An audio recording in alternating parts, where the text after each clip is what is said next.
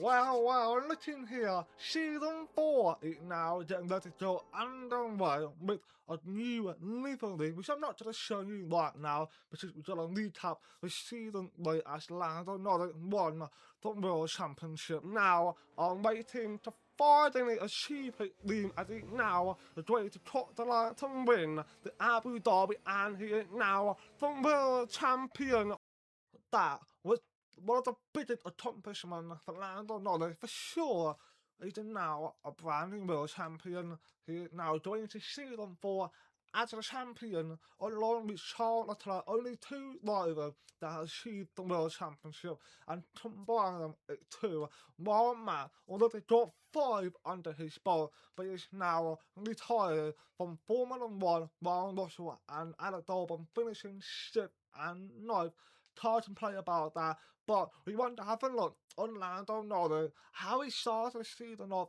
He basically finished outside top 5, only one was on podium, 3rd place before Austria, but after Austria, Arthur, I don't know how he's done that, but a brilliant comeback live for Lando Norris, that is for sure. I would say Charles Leclerc was a very unlucky one, that's for sure. But of course, we get some money in, and apparently the top tab is. It's just that it is shit. That's all I can say. Listen, apparently I'm fine. Don't worry about it. It's just one of the most pointless things. But here is the 66th of the season now to win the pole position with championship points, 235 points. That is beautiful to see.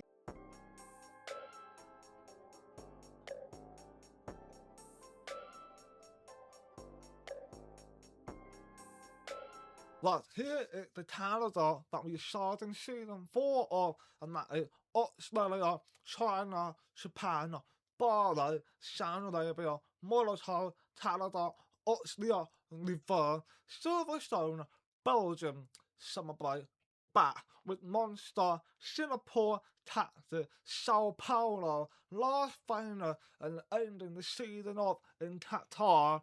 I think we are set in for a very exciting season 4. Let's see what we can do. Like, we've got the livery with McLaren, still pretty much the same as starting with Otto Piastri and Lando Norris, the world champion of season 3. To be excited to see what McLaren can do during the season 4. Can they still hold off that absolutely phenomenal momentum they've been in, and they can still continue it into season 4. And here is the Red Bull with a brand new driver replacing Max Verstappen, Gabriel Bortoleto, and Newton Tanona is still at the Red Bull, assuming he is now joined with the leader and Max Verstappen recommended Bortoleto to come in and replace him in the Red Bull. And here is the Mercedes, a brand new livery with some nice baby blue basically on the top, and a new shoe, full white shoe, and with our young Timmy at the other 10. He managed to do some bounce back and be the driver that we know that he can be. And Charles Leclerc is now joining the season with a proper photo to try to take back the championship. And here's Gasly and Carlos still together in the front line with a brand new basically reinvestment of Ferrari with a nice neat Italian line, lean and red on the HP white upper body. So it looks good, but let's see if that looks good will translate to his performances during this season. And we got brand new livery look with Albon and George Russell still together with a brand new shoe, and we have changed our engine supplier over to Ferrari, moved on from Mercedes to the contract right now, and they didn't keep their promise for giving us a good performance engine. We went over to Ferrari, and here the Aston Martin still with Honda, and they are pretty good last season, but let's see if they can still continue that with Oliver Behrman and Esteban Ocon. Will they managed somehow to become the best midfielder team, because I know it's pretty much becoming top 5 best team than midfielder. And the worst team at the bottom, that is how it's always been like. And Alpine, who I think have one of the best livery, look at this gorgeous livery, and it with Jack Torford left the house, and Jack Dillon still in the Alpine. So let's see how Jack Torford be able to do at the Alpine. And we got the William with that last famous look, and it looks gorgeous, and with Arda Hajar and Franco Colapito still there together. They also were a positive driver last season, but they were pretty much in challenge with the midfield and lots of Aston Martin and the Alpine. What can they do for this season 4? And then we got the Haas with Tim Chapman staying there along with Paul Albon. Paul Albon, of course, loved the Audi, and he got into the Haas.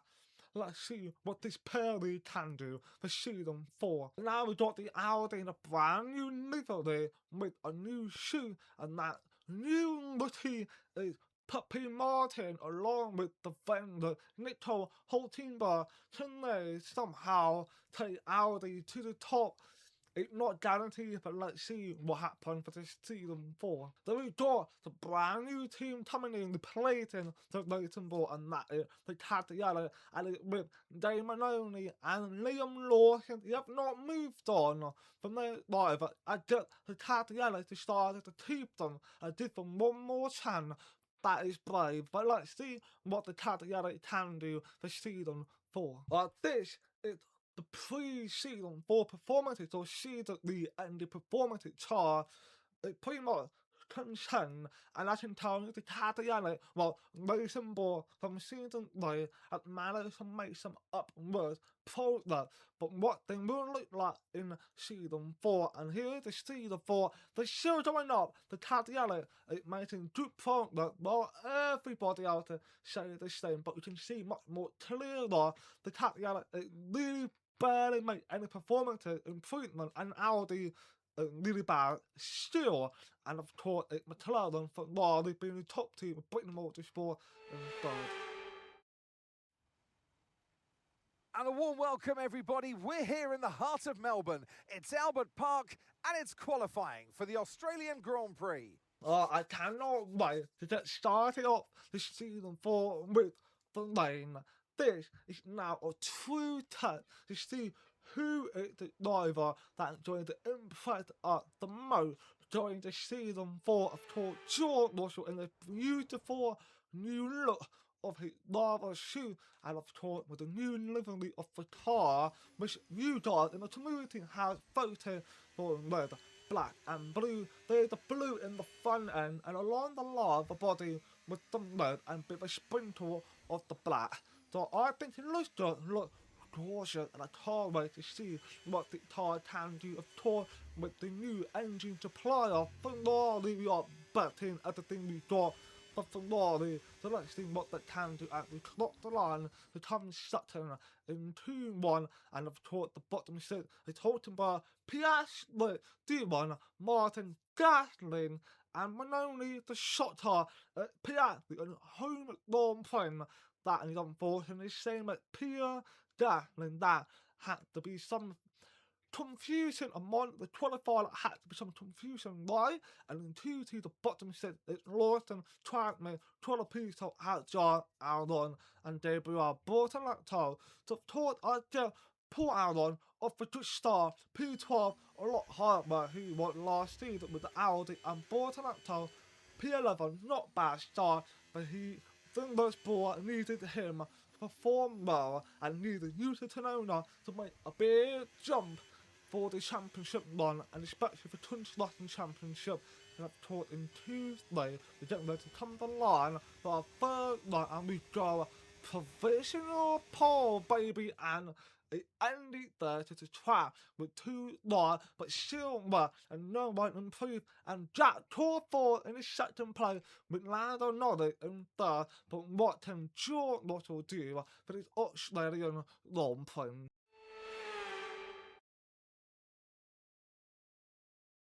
No more testing, no more practice.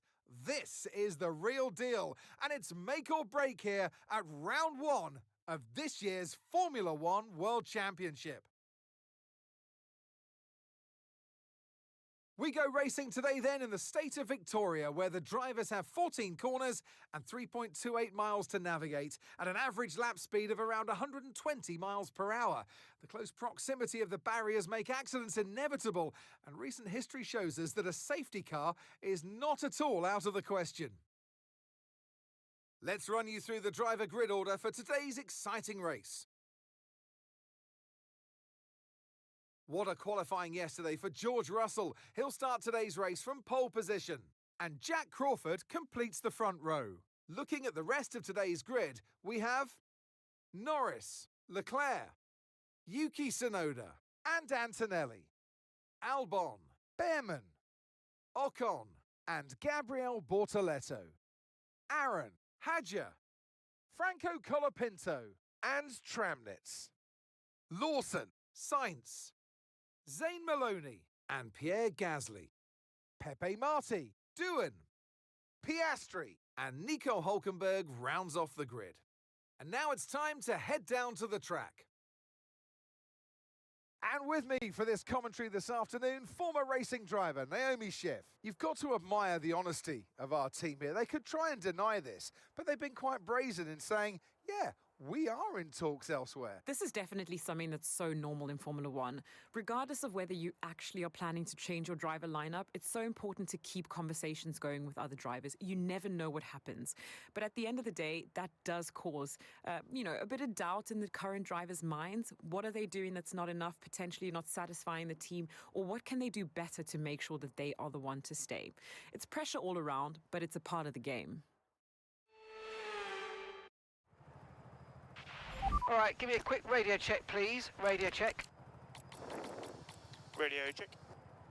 Right, mate. Excellent start to the season throughout qualifying yesterday, but that's only half of it. I need to convert that pole into a win to make it really count. Okay, as we know, our engineer had told Russell to get that pole position into a win, and I know, we all know, he is capable of doing that. He done it in monotone last season. We think he can do it again for sure. It's same in Singapore, but this shows a true star to the season. What Russell can do, his focus is still locked on. That is of course a bit hard, but we want to help him to challenge for the championship. But I think the big shot in the qualifier is Jack Crawford in the second place. Is he actually that good in the lane? Let's see what he can do in the Alpine as he now is ready to line up to the lead. And I want to tell you, the Piastri in the back got a lot of work to do. It's same as Carlos Sainz and Pierre Gasly. What can they do for this Australian long front? And we convert this pole into a win. Can Crawford beat up to the line in turn 1? And it's now 5 red lights. And away we go for the Australian long front. And it's Russell who got up a splendid start. And it's Lando Norris on the outside, overtaken Jack Crawford as he looked back into third place, and Lando Norris in second, and Charles Leclerc in third. That is a good start for Russell and Lando Norris. But now Charles Leclerc in fourth, at the end fifth, Newton sixth, Alex Albon in seventh. Behrman, a brought an actor of course, made up one place due to Carlos Sainz having a penalty, and it now moved up again in the third corner, and it now in ninth with Ocon in P10. So far that is the top 10, but will anything change at the race program? And we can see both Ferrari 60 and 60 and Piastri is dead at the bottom, P21.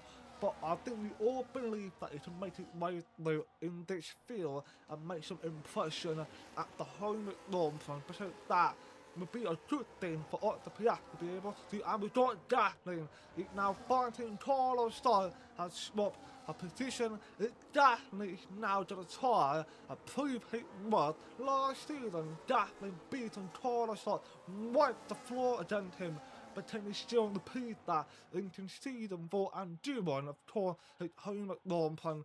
Now got himself into fight with on looking with the Piazza on the inside. He backed down from it and he still moved up actually into P20 after overtaking the Cadillac at with 4 more. We now got Jack G1 making a move on Pepe Martin and the Piazza.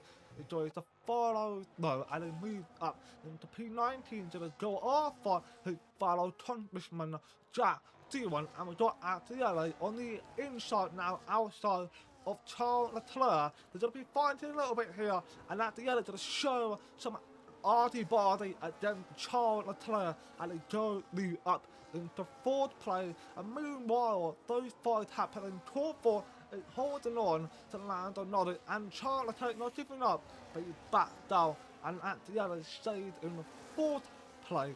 And Lando Norris on the outside of Russell, till he did though, on real Russell defense, he defended it nicely, and Jack Torford is lurking somewhere behind, hoping to make a move, because if he can finish the race up with the podium, it's shown what he can do. That man was slotted in the hand, trying to, boost some performances in them, but coming over to Alpine, maybe this is the calling for Jack Torford to do, and Alpine had them made a big comeback. Who knows?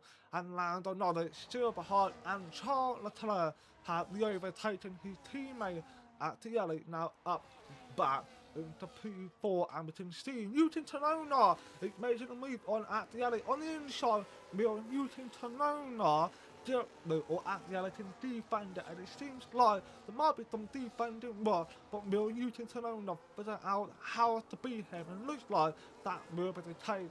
Newton is now ahead of Actielli out the final corner, and we got the fastest lap. I can tell you, we have 3 straight fastest lap, and that shows what the pace we've got on our car, and that Ferrari engine seems to work, and the cameraman has slept on the fight that's going on with Charles Leclerc just overtaking Jack Torford, and now Torford has looked back into P4, and Newton Tanona on the outside, Timmy Actielli on the inside to be 3 wide, but it seems like to be very close for Actielli, but he backed down from the move. He had to, otherwise he made a contact, which I think he has, just a small one, but Torford lost a position to Newton Tanona, but in lap 8, 30 yards down. Actielli is now on his way, and now the outside of Jack Torford looked back into P6, and Alex Albon could be making his way through on Jack Torford on the outside. Real Albon gently or Torford going to defend it. Seems like to be tight, be side by side, but then Albon gently anyway to be still side by side. Very good fighting, very respectful. But Torford who managed to do it, and we got someone going in the pit, and that is Bortolano, who is pitting early because he's on the soft tyre. No wonder why I didn't start on the soft tyre. It did make it everything so quickly. The Bortolano had to pit early, which means to be a 2-stop for Bortolano, but in lap 10, we now got Alex Albon. It made it way on the outside of Jack Torford, and now we can start chasing over at the yellow, as we now got Ollie Behrman. He's going to start catching up Torford, and I think this is not what he wanted to deal with.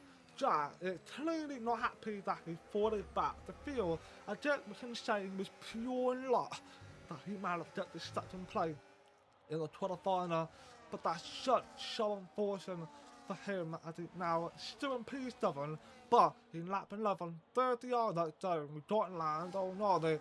It makes it way on the inside of George Russell, but Russell defended. He gets back ahead of Lando Norris, and now we can see Charles Leclerc catching up, and Behrman had just overtaken Torford, and Alex Albon had terminated the breathing room, and it now just starts chasing over the top 5 in the clear air, and Lando Norris is still putting the pressure onto George Russell, but Russell, of course, is immune to pressure.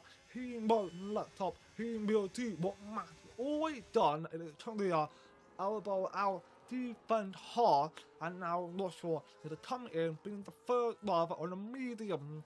He's coming in and putting a new tyre on, which will be a hard tyre, doing one stop, and will now draw both Leclerc and Newton have put it by the way. We can see the last time we didn't let it start going, and it looks like it's a slow stop. It is the slow stop. He's not two plated. He's falling back, and he now have to make up more places. He's trying to get back ahead of Newton and Charles Leclerc.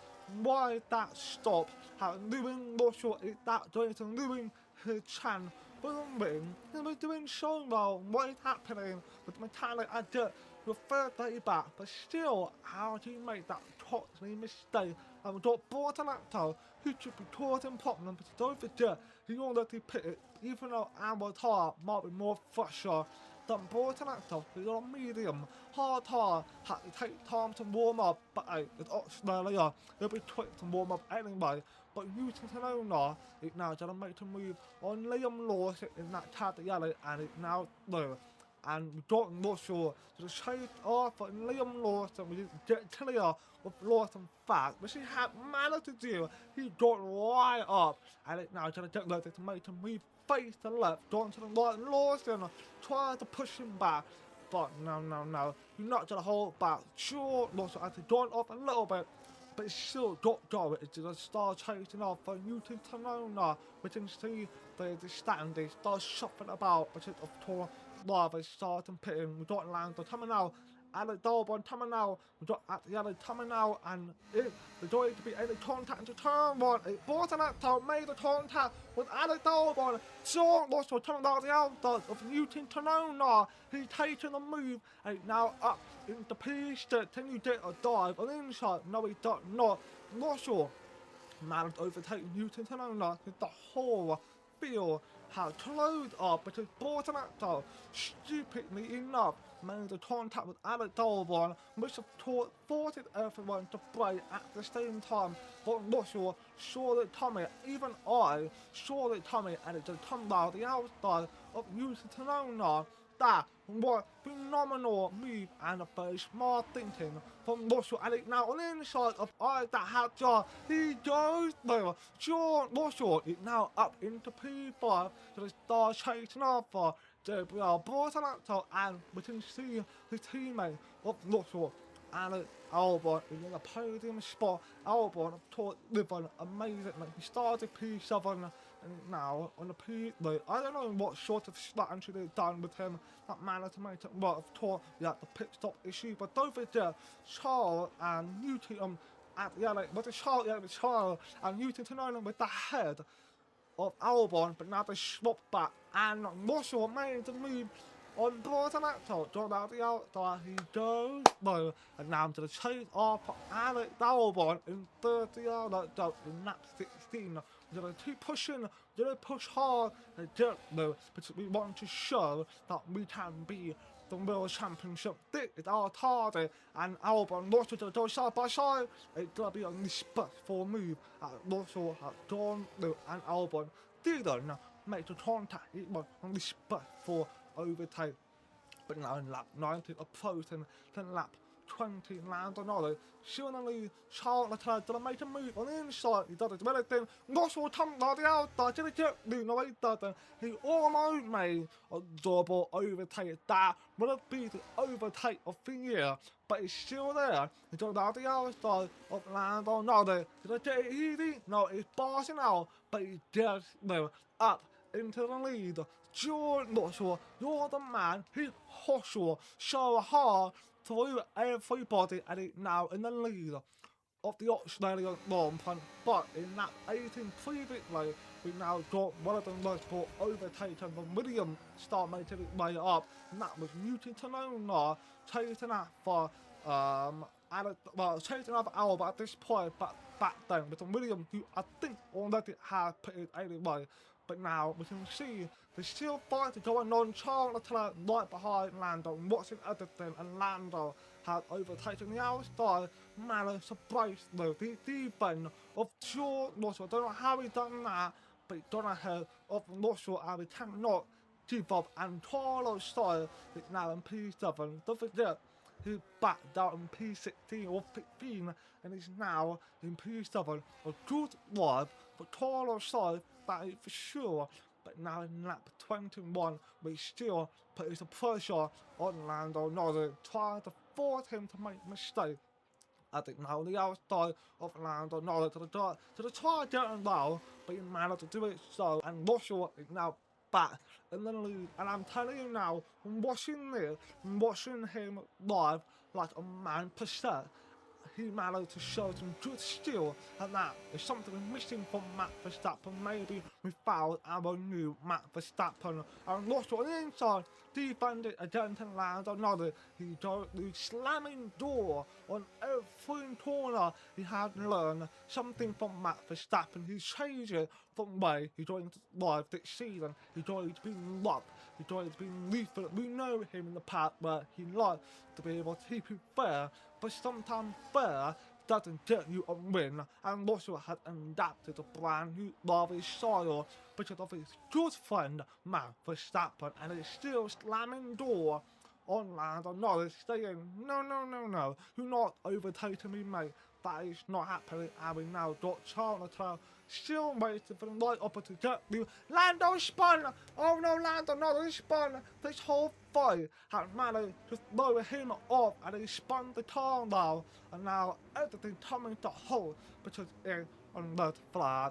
It is on red flag because Lando Norris made a stupid mistake. That was unfortunate for Lando Norris, but we take it up breath. That was some good way to be watching and to put a stop tyre on.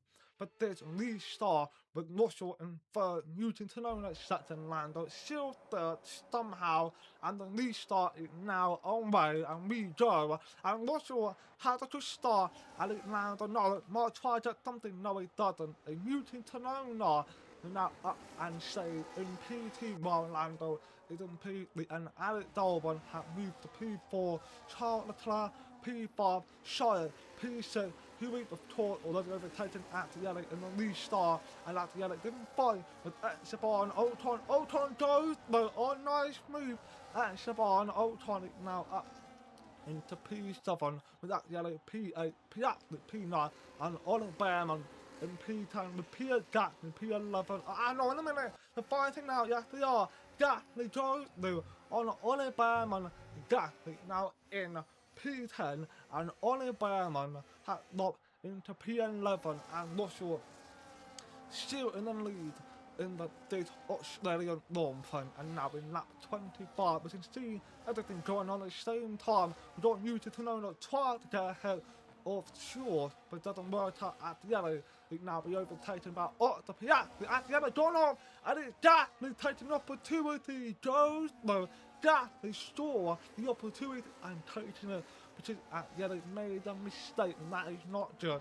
But now in lap 26, Russell still in the lead, holding back everybody. It's UT, Lando, and Alex Albon. Albon is on the fight for the win, and of course a podium is definitely there. Charles Leclerc gone up. Oh no, Charles Leclerc gone up. I lop it out of the order.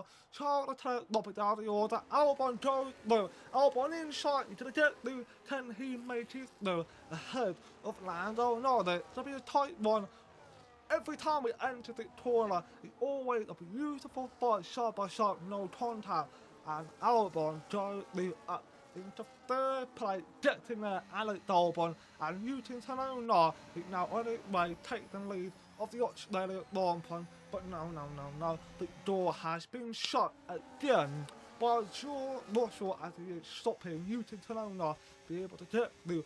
Only one driver so far to break through the defense of Russell, and that was Lando Norris. And Newton Tanola on the outside to get through. George Russell forced him off. Alex Albon goes the on Russell move from Alex Albon. He just through. I don't know what is happening. George Russell been very shooting, forcing him to slow down a lot, and Albon taking opportunity to get through.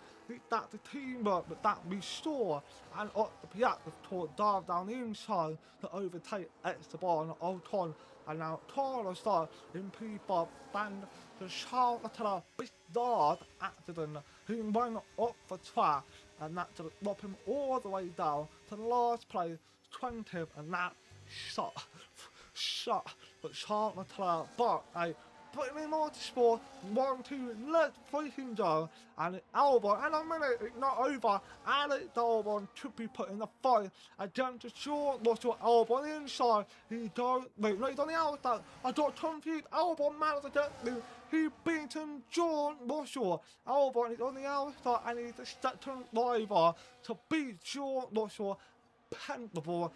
Impenetrable defense. Lando and Albon beat Russell, and Newton Sonona is putting up the fight again to Lando Norris, trying to keep him behind or will Lando get through, and looks like he might be able to. And Alex Albon is leading the final lap of the Australian Grand Prix. It did his chance to get his first ever win in a career at the Australian Grand Prix. Is that what's going to happen to Alex Albon?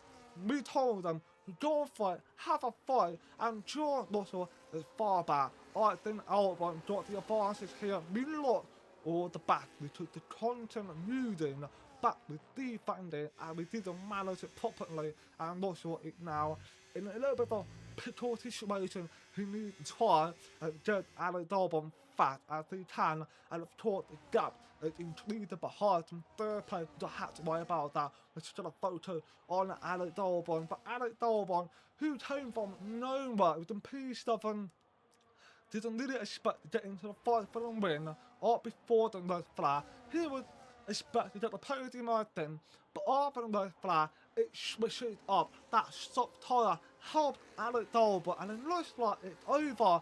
Alex Albon is now coming around the second final corner, and Russell, as you can see, gave up. It's like he's gonna have it, and Albon out the final corner for the third time in his career. He takes the win at the Australian Grand Prix, and Russell was stuck in and Lando Norris in third. Alex Albon is leading this Driver Championship. Who would have thought that what he'd be able to do? And Russell finishing section completed up third ever 1-2 in Brittany Motorsport. What a day it has been for Alex Albon, who takes the checkered flag and wins.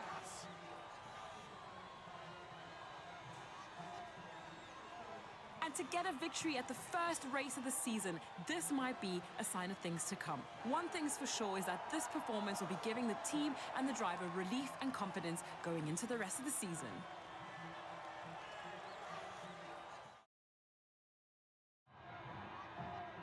It's what every driver imagines when they start out on their long road towards Formula One.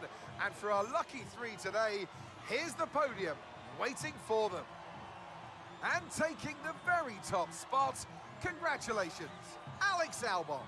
Well done, Alex Albon. My goodness, on the top line, only two of the drivers were the only ones to be able to break through the impenetrable defense from Russell. Albon, well done, and it now takes the lead in this Driver Championship, and Brittany Motorsport take the lead in the Construction Championship. I think our contender season is on. Can we actually win everything this season? Fingers crossed for that, and I'm actually glad to see Albon win it all. I mean, of course, we had to say we're going to help Russell to win the World Championship, but hey, if Albon can make him work for himself, go for it, buddy. Go for it. I am not arguing with that, but we'll just end the episode up, and I'll see you in the next one in China. So, thanks for watching. Please like and dislike my video. I appreciate it, and peace out.